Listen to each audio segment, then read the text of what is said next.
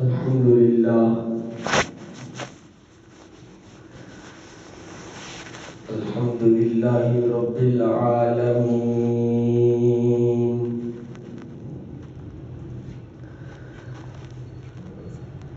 والصلاة والسلام على سيد الأنبياء والمرسلين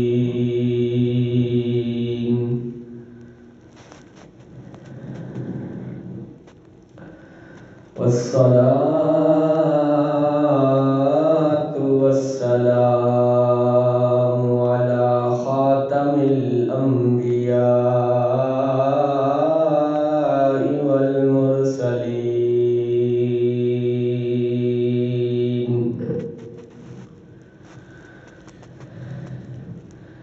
وعلى آله الطيبين الطاهرين وعلى آله وأصحابه وأهل بيته أجمعين.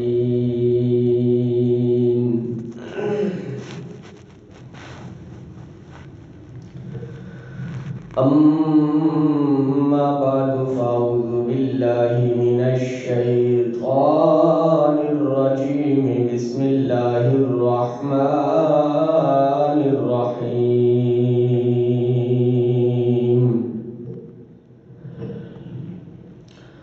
ومن أحياها فكأنما أحيا الناس جميعا. وقال النبي صلى الله عليه وسلم: ارحموا من في الأرض يرحمكم من في السماء، أو كما قال عليه الصلاة والسلام: إن الله وملائكته يصلون على النبي يا أيها الذين آمنوا صلوا عليه وسلموا تسلیما. مامی ابا درود پاک مل کر پڑھیں. اللہم صلی علی محمد وعلی آل محمد کما صلیت علی ابراہیم وعلی آل ابراہیم انک حمید مجید. اللہم بارک علی محمد وعلی آل محمد کما بارکت علی ابراہیم وعلی آل ابراہیم انک حمید مجید. بلغ العلا بکمالہ کشف الدجا بجمالہ حسنت جمیع خصالہ صلو علیہ وآلہ. یا ربی صلی وسلم دائما ابدا علی حبیبک خیر الخلق کلہم. حمد و صلاۃ بارگاہ رسالت مآب ہدیہ درود و سلام کے بعد دعا ہے اللہ رب العزت ہم سب کی آج کی بابرکت و مقدس حاضری کو اپنی بارگاہ عالیہ میں شرف قبولیت عطا فرمائے. اللہ تعالی ہمیں دنیا اور آخرت میں عزتیں کامیابیاں عطا فرمائے. دنیا اور آخرت کی ذلت و رسوائی و پریشانیوں سے ہم سب کو محفوظ فرمائے۔ گزشتہ جمعہ واقعہ معراج آپ کے سامنے عرض کیا۔ حضور علیہ السلام کی ذات بابرکات جب معراج کے لیے تشریف لے جاتے ہیں تو دیکھتے ہیں کہ کچھ چیزیں ایسی ہیں جو آسمان سے زمین کی طرف اتر رہی ہیں، اور کچھ ایسی چیزیں ہیں جو زمین سے آسمان کی طرف جا رہی ہیں۔ یہ ماجرا دیکھا۔ جبرائیل علیہ السلام آپ کے ساتھ تھے۔ آپ نے پوچھا، جبرائیل یہ کیا معاملہ ہے، یہ کیا ماجرا ہے؟ تو آپ نے فرمایا، جبرائیل علیہ السلام نے عرض کیا، یا رسول اللہ صلی اللہ علیہ وسلم، جو چیزیں زمین سے آسمان کی طرف جا رہی ہیں وہ آپ کی امت کے اعمال ہیں، اور جو آسمان سے زمین کی طرف آ رہی ہیں وہ اللہ تعالیٰ کے فیصلے ہیں۔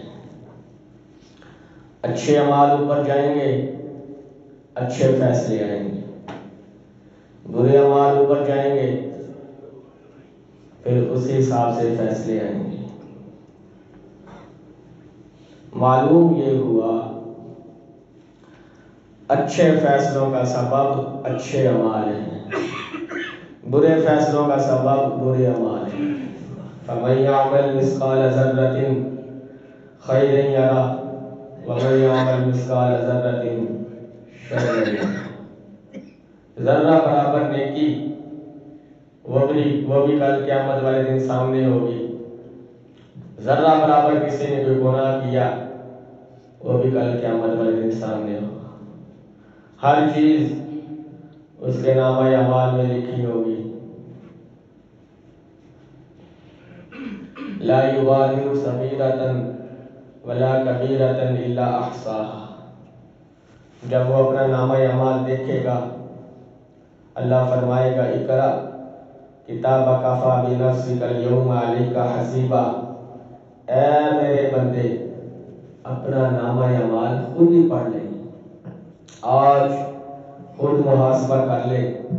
آج کے دن تجھے محاسبہ کرنے کی ضرورت نہیں ہے، کسی اور کو محاسبہ کرنے کی ضرورت نہیں ہے، تو خود اپنا نامہ اعمال پڑھ اور خود ہی محاسبہ کر۔ وہ پھر جب اپنا نامہ اعمال دیکھے گا تو اس میں ہر چیز لکھی ہوگی، کوئی چیز جو ہے وہ اللہ کے علم سے باہر نہیں ہوگی۔ ہماری آڈیو، ہماری ویڈیو جو ہے وہ تیار ہو رہی ہے، ہم کسی ایسی غفلت میں نہ ہوں اور ایسے کہیں دھوکے میں زندگی نہ گزار دیں کہ بعد میں شرمندگی، حسرت، افسوس کا ہمیں سامنا کرنا پڑے۔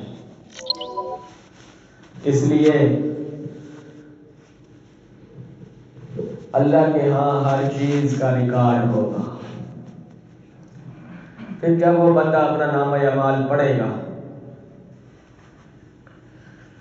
تو وہ کہے گا کہ اس میں تو کوئی بھی چیز ایسی نہیں ہے جو نہیں لکھی ہوئی، سارا کچھ لکھا ہوا ہے۔ لا یغادر صغیرۃ ولا کبیرۃ الا احصاها۔ نہ کوئی چھوٹا عمل اس میں چھوڑا ہے، نہ بڑا عمل، سب کچھ ہی لکھا ہوا ہے۔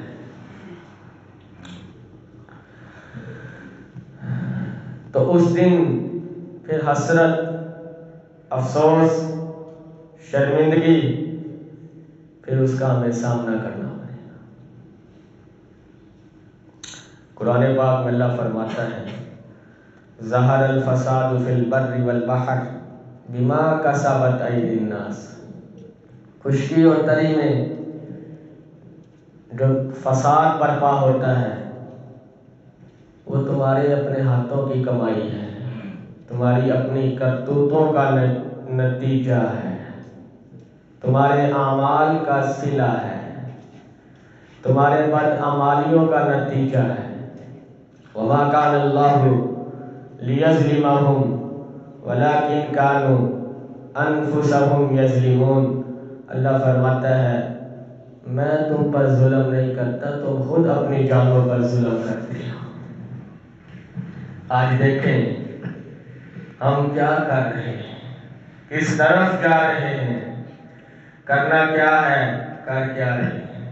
چند جو ہے وہ سالوں کی بات ہوتی ہے، 60 70 سال 80 سال جو ہم غفلت میں گزارتے ہیں، اللہ کی نافرمانی میں گزارتے ہیں، اللہ کی حبیب کی نافرمانی میں گزارتے ہیں، پھر نہ ختم ہونے والی زندگی میں ہمیں حسرت اور افسوس کرنا پڑے گا۔ اس لیے ہم اپنی زندگی کے رخ کو بدل لیں، اللہ سے صلح کر لیں،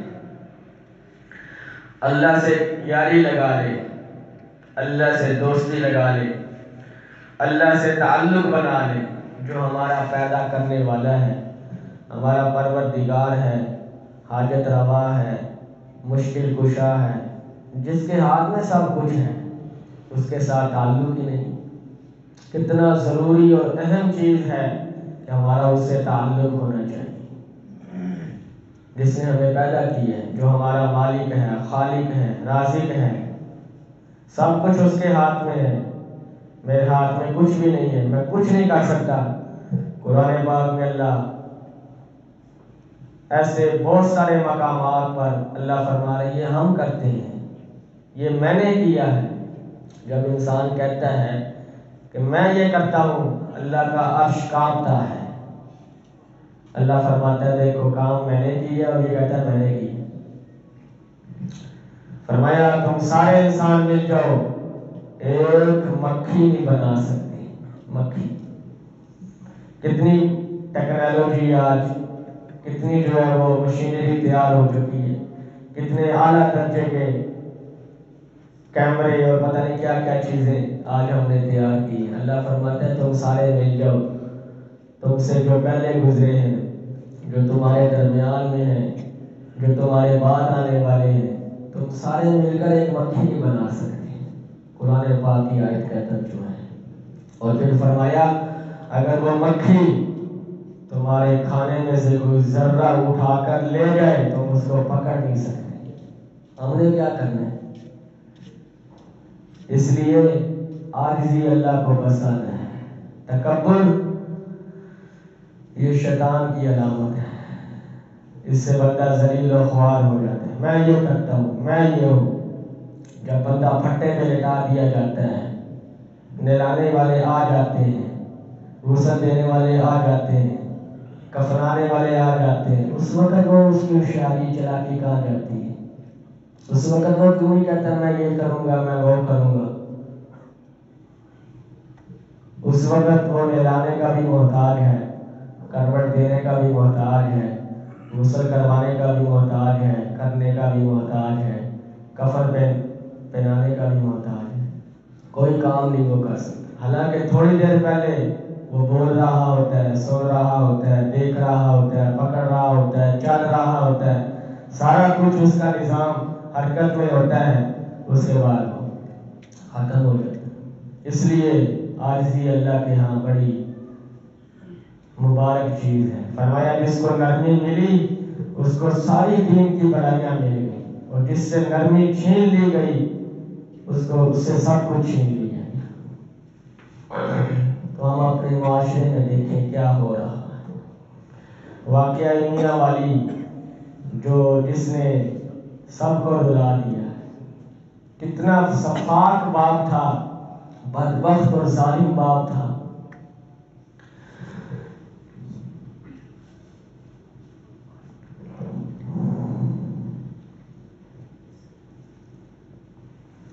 سات دن کی بیٹی کو اس نے 5 گولیاں ماری۔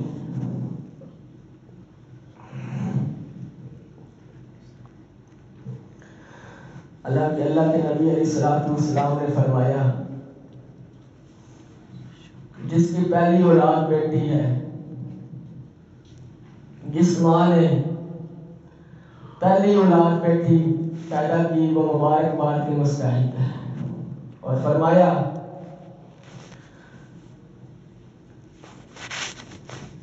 میری بیٹی جو ہے وہ میرے جگر کا ٹکڑا ہے۔ فرمایا سارے انبیاء کا نسل جو ہے وہ بیٹوں سے چلتا ہے، اور میرا نسب جو ہے وہ بیٹی سے چلتا ہے۔ حضور نے فرمایا کہ شخص نے 3 بیٹیاں یا 2 بیٹیاں، 3 بہنیں یا 2 بہنیں، دونوں الفاظ آتے ہیں، بہنوں کا ذکر بھی آتا ہے، بیٹیوں کا ذکر بھی آتا ہے۔ جس نے فرمایا جس شخص نے ان کو پالا، ان کی اچھی تربیت کی، پھر ان کو احسن طریقے کے ساتھ ان کو اپنے گھر رخصت کر دیا، میں اللہ کا نبی اس کے لیے جنت کا ضمانت دیتا ہوں، اس کے لیے جنت پکی اور ٹھکی ہے۔ فرمایا جس بندے نے، دوسری حدیث میں آتا ہے، جس شخص نے 2 بیٹیوں کو یا 3 بیٹیوں کی پرورش کی احسن طریقے کے ساتھ، ان کی اچھی تربیت کی، کل قیامت والے دن وہ اس طرح میرے قریب ہوگا جس طرح یہ 2 انگلیاں قریب ہیں۔ یہ اللہ کے نبی نے بشارت دی ہے۔ یہ تو زمانہ جاہلیت کی بات ہے، وہ لوگ اپنی بیٹیوں کو زندہ درگور کرتے تھے، زندہ دفن کر دیتے تھے۔ آج اس واقعہ نے چند روز پہلے جو یہ واقعہ ہوا ہے، ساری انسانیت کو رلا دیا ہے، اور ہم جو ہے اللہ کی ناراضگی کو خود مول لیتے ہیں اور اللہ کی ناراضگی کو خود دعوت دیتے ہیں۔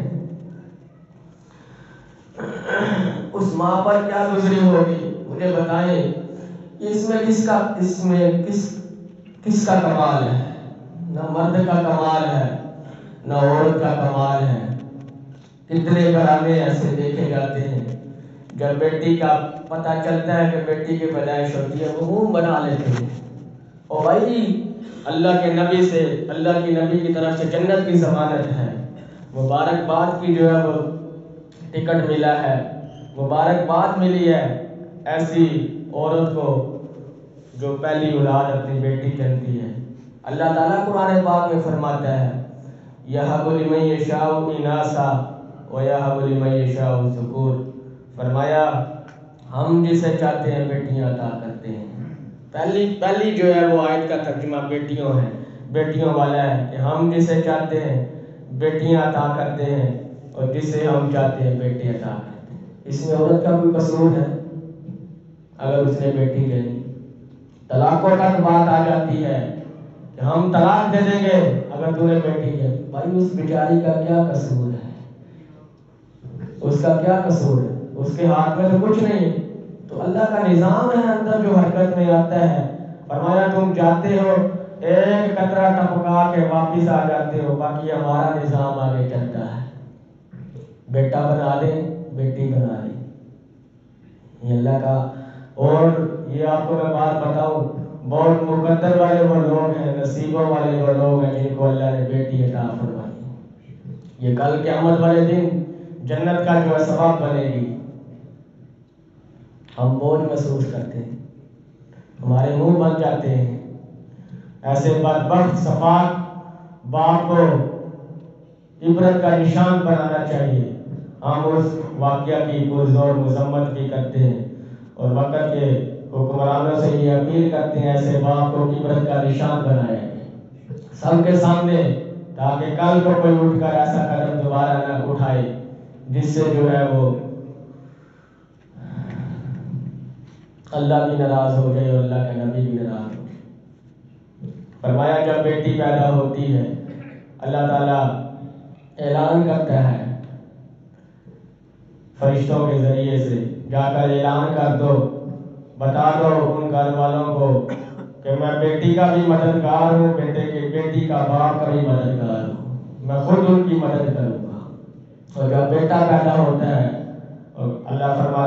کے یہ بھی کہہ دو یہ بیٹا جو ہے تیرے اپنے باپ کا مددگار بنے گا. بیٹی کے لیے فرمایا میں خود مدد کروں گا. میں نے خود دیکھا ہے اللہ نے جب مجھے بیٹی دی یقین کریں کہ ساری خوشحالی اللہ نے عطا فرمائی. یہ میرا بیٹا میرے ساتھ آتا ہے, آپ دیکھتے ہیں یہ اپنے گھر میں اپنے کام کاج میں مصروف ہوتا ہے. یقین کریں کھیلوں میں مصروف ہے, کھلونے کے ساتھ مصروف ہے. اور جب میں گھر جاتا ہوں میری بیٹی چھوٹی سی ہے, اس سے چھوٹی, بابا آپ کے لیے پانی لے کے آؤں, آپ کے لیے کھانا لے کے آؤں. اتنی محبت کرتی ہے, اتنی پیار کرتی ہے. تو جب بندہ ان کو دیکھتا ہے سارے دن کی تھکاوٹ اللہ دور کر دیتے ہیں. اور جو کچھ مجھے بیٹی کی وجہ سے اللہ نے دیا ہے اس سے پہلے میرے پاس کچھ نہیں تھا. آج یہ جو عزت مرتبہ مقام شہرت جو کچھ بھی اللہ نے لائے پیدا کی یہ بیٹی کی وجہ سے, جو آج ہمیں بہت محسوس ہوتی ہے. اللہ تعالیٰ کا وعدہ ہے, اللہ کہتا ہے میں خود مدد کروں گا, اس کی بھی اور اس کے باپ کی بھی, دونوں کی مدد کا ذمہ میرے ذمہ ہے.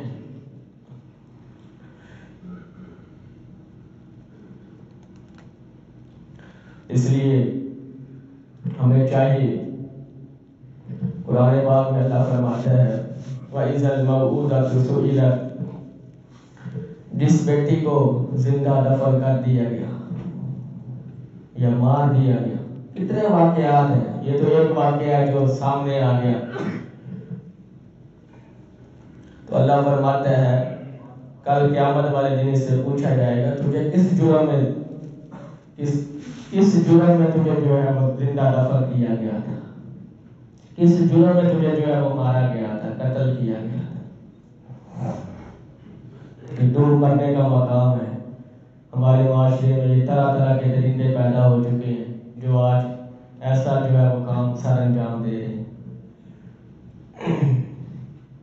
جس نے ساری انسانیت کے دلوں کو رلا دیا ہے, ساری انسانیت کے دلوں کو دکھ پہنچایا. قرآن پاک میں اللہ فرماتا ہے ساری انسان ایک کا قتل ساری انسانیت کا قتل ہے. ایک انسانیت کی جان کو بچانا ساری انسانیت کو بچانا ہے.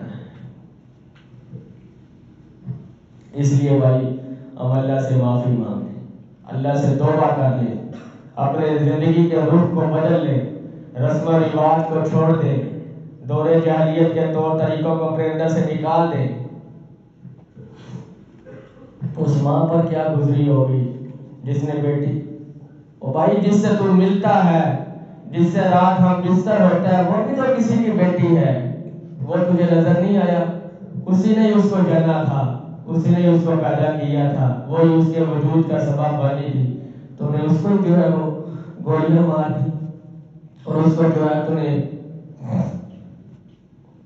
اس لیے بھائی ہم اللہ سے معافی مانگیں, ہر وقت اللہ سے ڈرتے رہیں, اللہ سے معافی مانگتے رہیں. آج بھی یہ اللہ کو بڑا پسند ہے. من تواضع للہ رفعہ اللہ ومن تکبر وضعہ اللہ. فرمایا جو بندہ عاجزی کرتا ہے اللہ اس کو بلندی عطا فرماتا ہے, اور جو تکبر کرتا ہے اللہ اس کو ذلیل و خوار کر دیتا ہے. اس لیے ہم اپنے اندر حضور والی صفات کو پیدا کریں, نرمی, عاجزی, انکساری, ہمدردی, صبر, شکر, قناعت, یہ ساری صفات ہمارے اندر پیدا ہونی چاہیے. اور اللہ سے ڈرتے رہیں, توبہ کرتے رہیں, معافی مانگتے رہیں. فرمایا جو بندہ اللہ سے معافی مانگتا ہے توبہ کر وہ اللہ کو بڑا پسند ہے. اور فرمایا التائب من الذنب کمن لا ذنب لہ, توبہ کرنے والا ایسا ہے, معافی مانگنے والا ایسا جیسے اس نے گناہ کیا ہی نہیں. میرا رب اتنا غفار ہے, غفور ہے, رحیم ہے, رحمان ہے, وہ بندے کے آنے میں انتظار کرتا ہے کب میرا بندہ میری طرف رجوع کرے گا, میرے سے سنا کرے گا, میرے سے معافی نامہ لکھوا لے گا, میرے سے تعلق بنا لے گا. میں اس کی دنیا بھی بنا دوں گا, آخرت بھی بنا دوں گا. اللہ کے ہاتھ میں سب کچھ ہے بھائی, اس اللہ سے تعلق جوڑنا ہے. سب کا بھلا ہونا چاہیے, سب کی خیر ہونا چاہیے. حسد, بغض, کینہ, تکبر, عجب, یہ ساری چیزیں اللہ کی ناراضگی کا سبب ہے, عمل کو ضائع کرنے والی ہے. اس لیے ہم غفلت کے ساتھ جو بھی وقت گزرا وہ اللہ سے معافی مانگیں. ہر وقت اللہ سے معافی مانگیں اور آئندہ قدم قدم پر اللہ کی جو ہے وہ رضا والے اعمال کریں، اللہ کی رضا والے اعمال کو تلاش کریں جس سے اللہ راضی ہوتا ہے، اللہ کو راضی کریں تاکہ دنیا بھی بنے، آخرت بھی بنے، کل قیامت والے دن اللہ کے دربار میں ہم سرخرور ہو جائیں۔ یہ جو پریشانیاں ہمارے اوپر آئی ہوئی ہیں، مصیبت آئی ہوئی ہے، مشکل وقت آیا ہوا ہے، اس سے نجات کا ایک ہی حل ہے کہ ہم اللہ سے صلح کریں، اللہ سے معافی مانگ لیں۔ اس کے علاوہ ہمارے پاس اور کوئی چارہ کار نہیں۔ جب تک اللہ سے صلح نہیں کریں گے، اللہ سے تعلق نہیں بنائیں گے، اللہ کے ساتھ ہم دوستی نہیں لگائیں گے، ہمارا کوئی مسئلہ حل نہیں ہو سکتا، پریشانی بڑھتی چلی جائے گی۔ ہم مسلمان ہیں،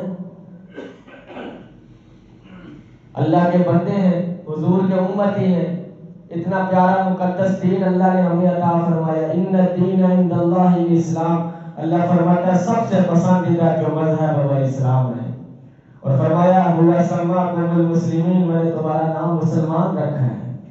بس آگے سب کچھ ہم نے خود بنایا ہوا ہے، یہ فلاں ہے، یہ فلاں ہے۔ ہم اللہ کے بندے ہیں، حضور کے امتی ہیں، دین کے اوپر چلنا ہماری ضرورت ہے، دین کو پھیلانا یہ ہماری ذمہ داری ہے۔ بس یہ ہمارا جو ہے دنیا میں آنے کا مقصد ہے کہ ہم ہر وقت اللہ کے احکامات کے تحت زندگی گزاریں، حضور علیہ السلام کے طریقوں کے مطابق زندگی گزاریں۔ اسی میں ہماری کامیابی ہے، اسی میں ہماری نجات ہے، اسی میں ہمارا فائدہ ہے۔ اللہ تعالیٰ سے دعا ہے اللہ رب العزت ہم سب کو احسن طریقے کے ساتھ نیک اعمال کرنے کی توفیق عطا فرمائے۔ وآخر دعوانا